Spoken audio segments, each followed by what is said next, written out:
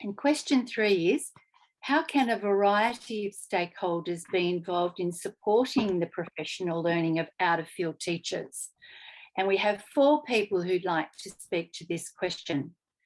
Trish, Deb, Kate, and then Sue. So we'll start with Trish, please. Thank you. I think a lot of it's been said already, but I'll definitely probably go over some of those things again. So I think, first of all, we actually need to have recognition that it is an issue, and that has to take place by various government bodies, you know, different approaches in different states. So the degree, I think, of recognition that's an issue and in particular subjects varies.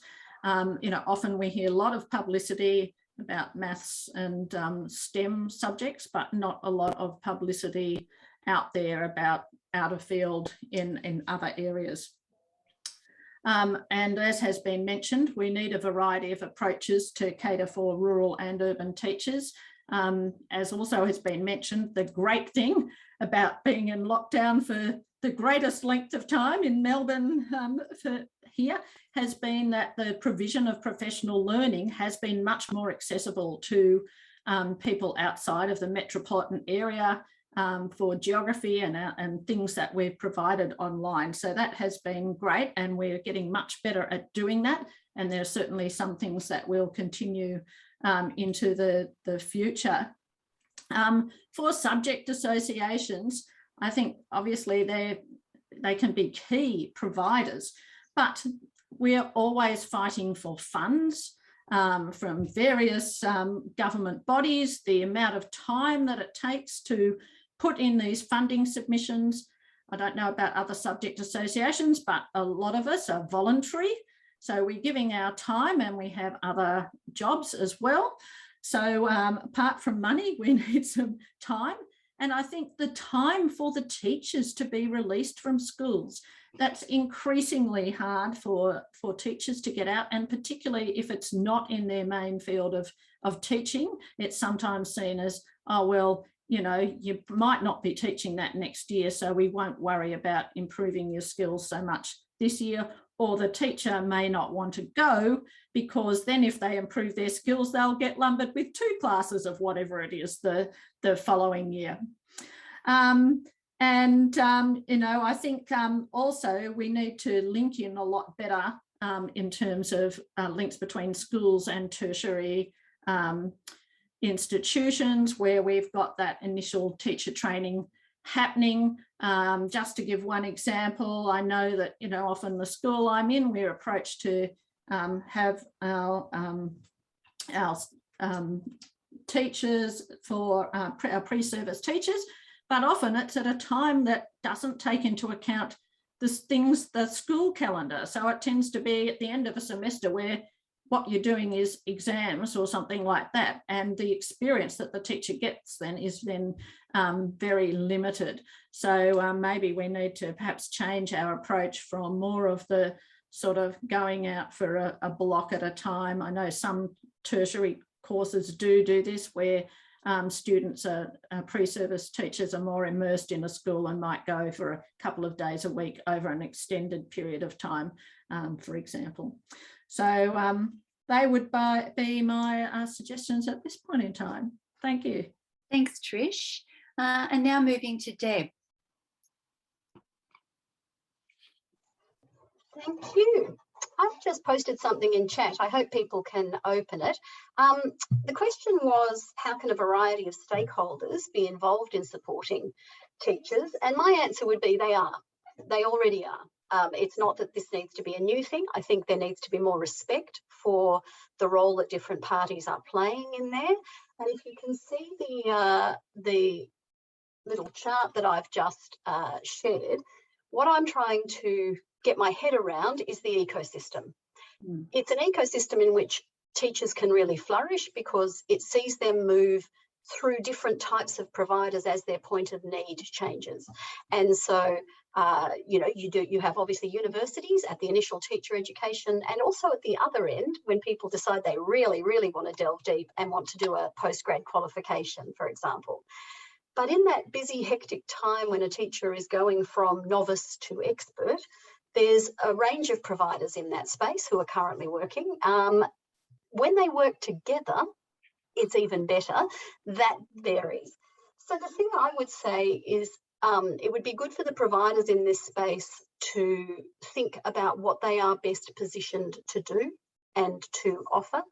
Teachers' associations vary enormously in the scope and scale and capacity of what they can deliver, for example, but nonetheless, we are the only game in town when it comes to being able to reach directly into teachers' emails and inboxes, and also being able to pull a network of teachers together from, well, HTAV, if I can use it as an example, has near on 5,000 people in our reach, and that means we can find the best, most experienced, most expert teachers, and they lead the professional learning that we deliver. So I think one of the most important things that we're not talking about is that some of the best professional learning will be delivered by teachers.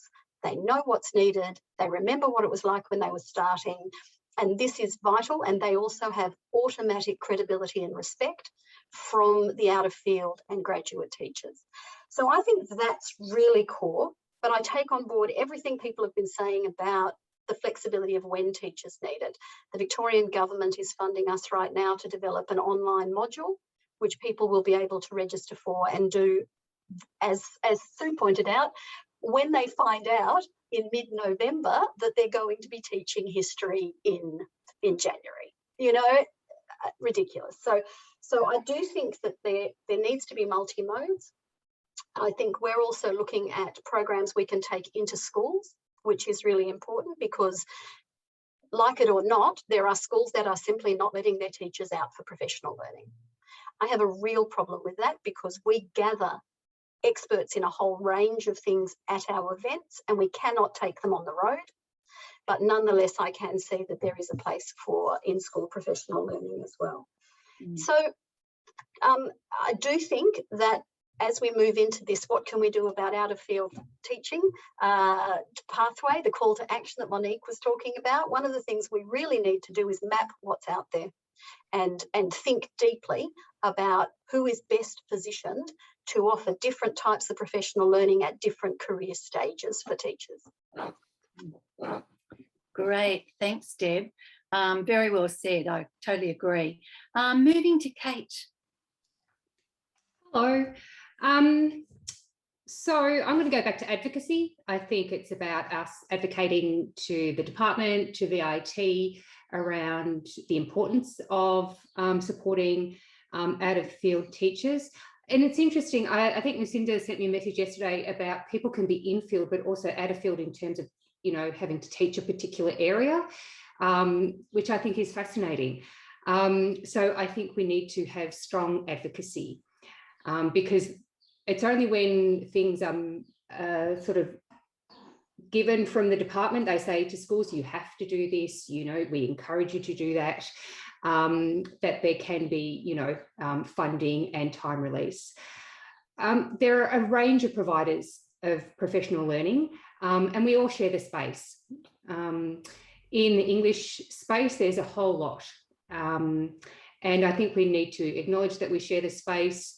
And I think, like Deb was saying, we actually, I think we're all, you know, we have very active engagement with initial teacher educators, and we have very active engagement with method lecturers. So we just need to know what each other is doing and, you know, where the gaps are. I think stakeholders, what's the great thing? The great thing about having academics on our council is the access that we get to research. But what we need to do is disseminate that research, because often it stops with the pre-service teacher. They get, you know, access to all this research, and when you get back to school, it's not necessarily something that you're so busy that you necessarily engage with. But I'm also interested in why people stay in education. So it's not what, you know, we've talked about, you know, people are you know, leaving because they're teaching out of field and the whole lot, but what are the conditions that ensure someone stays within teaching. You know, we've got teachers that are, you know, in their 70s still teaching English, you know, and some of them are teaching a full load. And I'm interested to know what is it about that keeps them in. I also think that it's interesting about people's perceptions.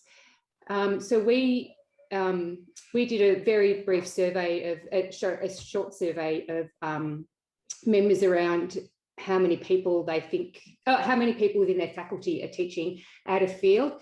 And within the same school, we receive different data. So someone would say, oh, there are 6 people that are teaching out of field. Others would say there's 10, some would say there's none. And what I found interesting with that is that it's how people perceive others within their own faculty. So I think it's important that we have the language. What is the language around? What are the definitions? And I think we also really need to be mindful with our language so we don't have that deficit model. So it really is about empowering teachers. And I always bring it back to the student. What is this, you know, the rights of the student to have that teacher that is constantly, you know, being upskilled, that is growing with their students, that is, you know, accessing new information. And I think it's essentially important to have collaboration in the design and delivery of programs. So with our Enhancing English Teaching program, that's what we called our kind of OOF program. We had university lecturers, we had an author, and we had practicing teachers. And it was a great collaboration. And so we were drawing on our strengths. Again, I think it's really important that we all are able to access professional learning online to ensure equity, and that we develop ongoing relationships so that we have very strong relationships with, like I said, all the universities. How do we develop really strong relationships with people in the regions? How do we ensure that they feel connected? How do we, you know, with the Catholic Education Office and with Independent Schools Victoria, how do we ensure that we have ongoing conversations with them? How do we develop the relationships within our own membership? And we have really strong communities through online networks where people are sharing, and people are very generous with that. So I think we do share the space. And I think, like I was saying earlier, it's all about the student. So we all want the best for the student. So what is it that we need? What is it they need? And really going back to that definition, what is, I mean, we've used words like expert, we've used talent. There's been lots of language around teachers, but what is that? I mean, I can remember having a meeting with the academy, and that was the previous BASTO, and they were talking about the best teacher. Well, can you qualify? What is the best teacher? Is it just about data, you know, the results? What is the best teacher? And so now it's the exceptional teacher. I might have to let you step up. Thank you. Lots and lots of ideas. Still touching on that, everybody's responsibility as well. And over to Sue. Thank you. Sue, we can't hear you.